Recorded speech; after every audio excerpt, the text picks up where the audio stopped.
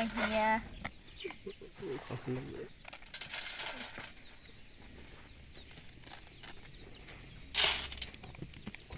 พี่ชูใส่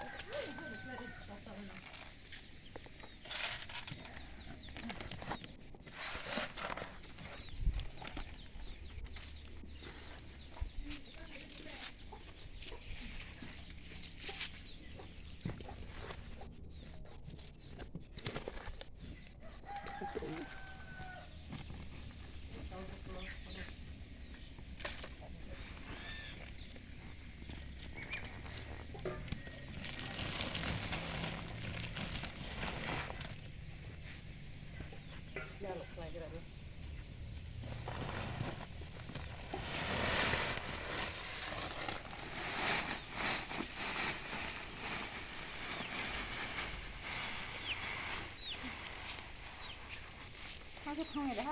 เพื่อ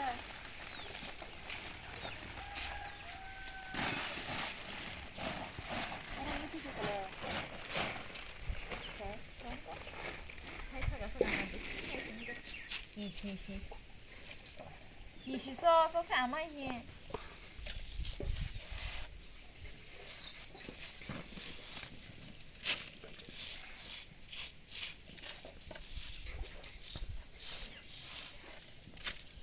สั่งละลูกกันจริงละ